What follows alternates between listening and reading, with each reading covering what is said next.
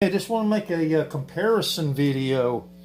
I just got through doing a lot of reading here, and the issue that I'm facing is the volume is it's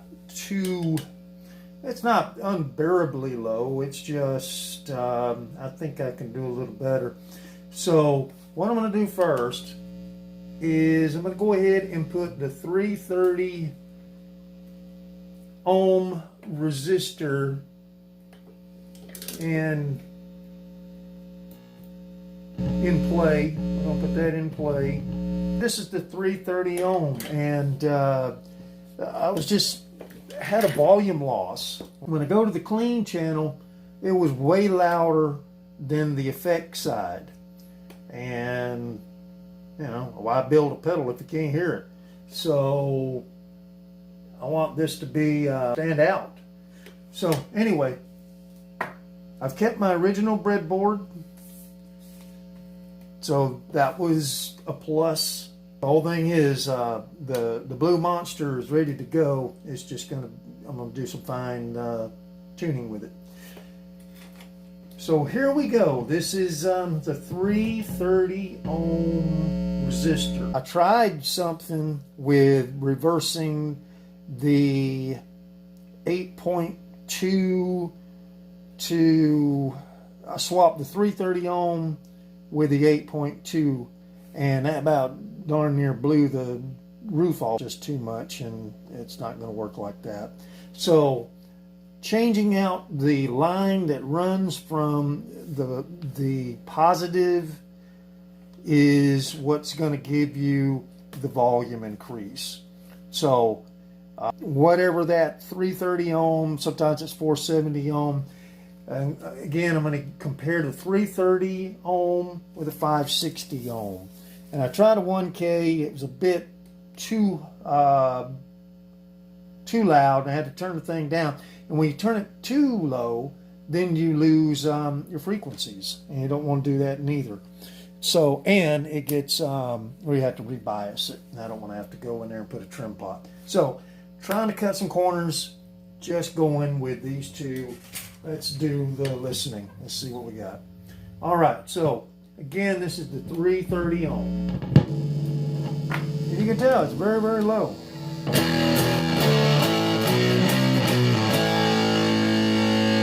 That's wide open. And I got a 22 UF. In this one, I got 10 UF, 10 microfarad, and a 2.2 microfarad as the output caps. So don't think that would have anything to do with the volume. I think I'm on to something. Like I said, here's the 330.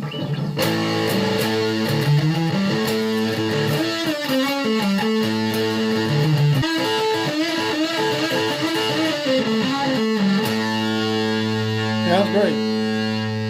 But you swap over there to that clean side, it's going to be way louder. So we got to improve that. Oh, here's the 1K, and it's just extremely too loud. So I don't think that's going to work. You can already tell.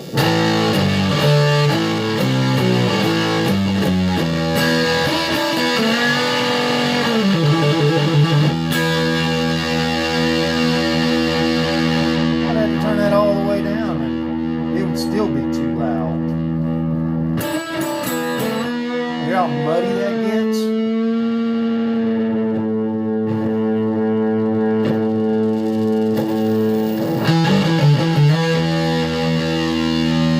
So I don't think that's an option. Just don't think that's an option. This is how you change a volume. Alright, there's the 560.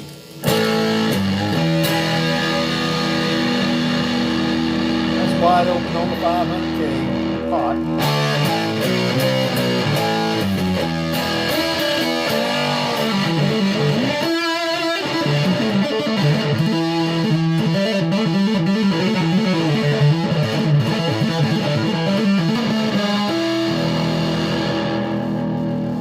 And it allows you to clean up.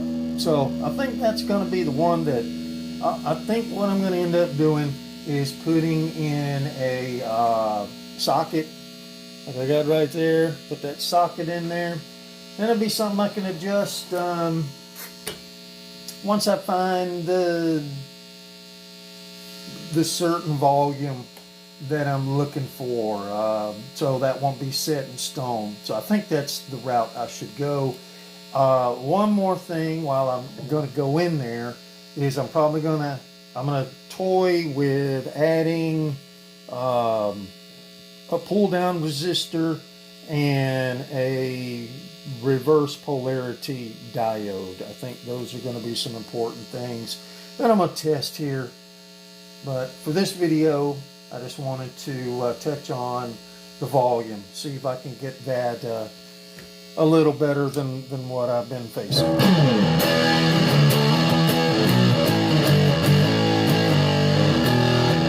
Okay, I had a few things I needed to do today. The volume was not correct. Originally had a 330 ohm resistor in there. I ended up putting a 560 ohm in there. 330, 470, 560.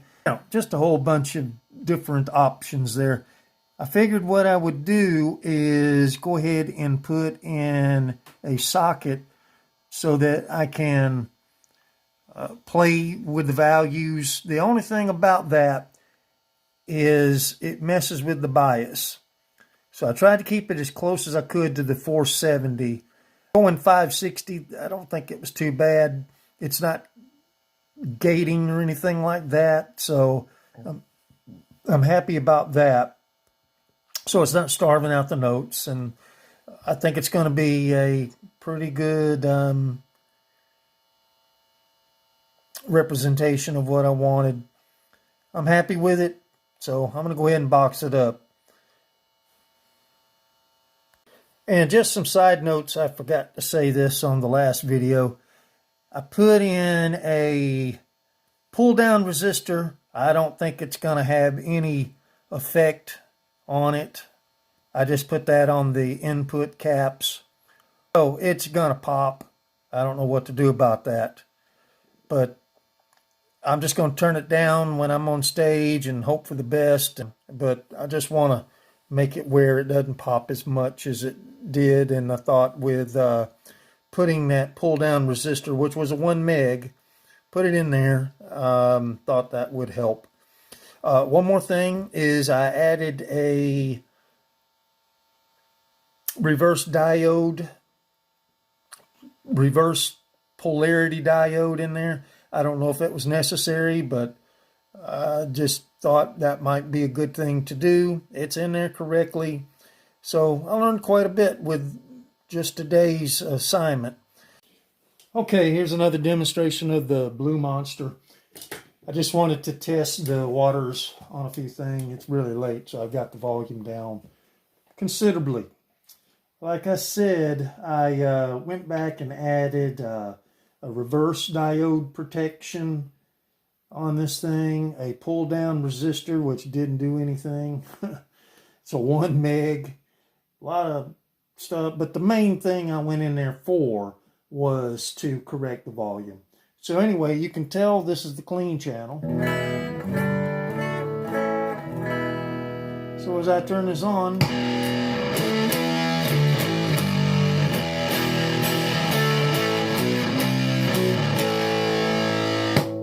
pretty well balanced. Might be a tad bit louder. Like I said, I put that socket in there so that I can go back in there, easily change out the diode. And with that, probably we'll put in a bias pot. One of those trim pots. Put in a trim pot and work with that. I did look at the voltages.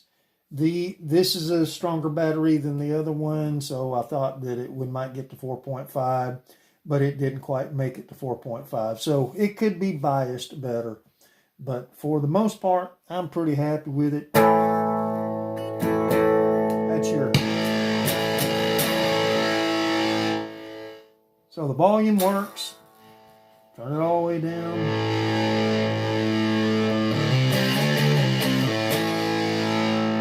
It'll clean up nicely.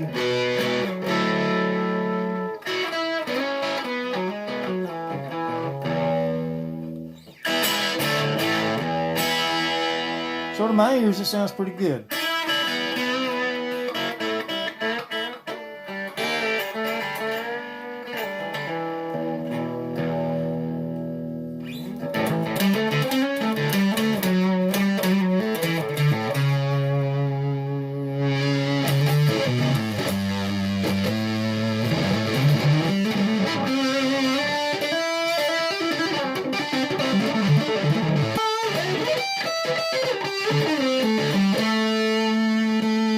Six different settings on the, and that sustain is incredible.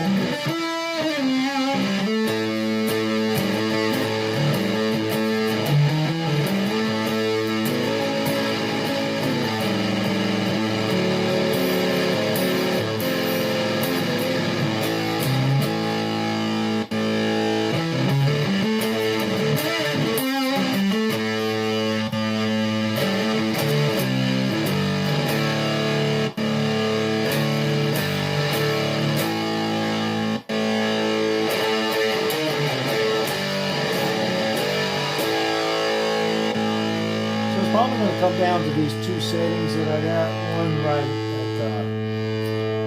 at 12 o'clock position is now going to be the 1 microfarad. It gives you tons of bass. And then just flip it over.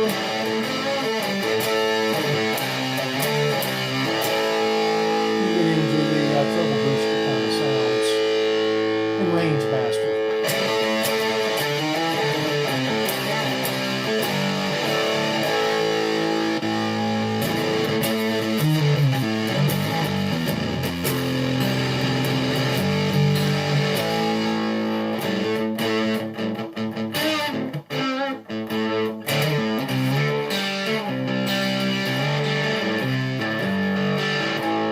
Well, one thing about it is when you turn the volume down, well, your volume on your guitar comes down too. I can't even hear the guitar now.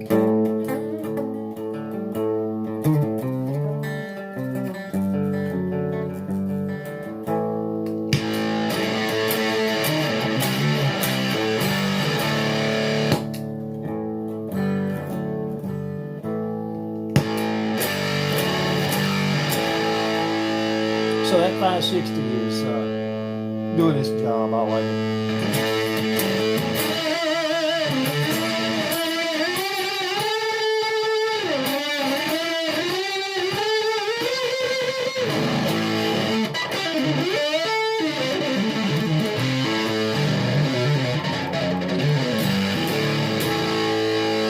Okay, I had to do a little minor surgery today.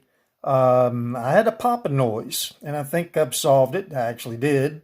And it was due to the fact that I had a ground wire going to this switch, and out of this switch into one of the lugs of one of the input jacks. Well, you don't want to do that. And I didn't realize what was going on. So I put in a pull down resistor on the caps. Well, that was necessary, I think. I mean, it kind of quieted it down, I guess.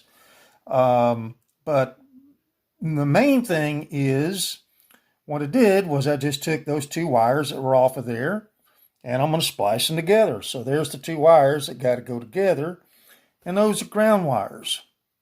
So you don't want anything running into the switch, because then it's going to make that DC popping noise. And that's pretty much what I solved, fixing, as soon as I took the back off of it, I kind of said, wait a minute, that must be what it is. So I was thinking about that I was going to have to take some of those wires off of that switch and change them around and this and that. I just clipped those two wires. They are ground wires. They're running from one to the next, and it's running to the input jack, over to the output jack, outside, out of that output jack, it runs to the circuit board.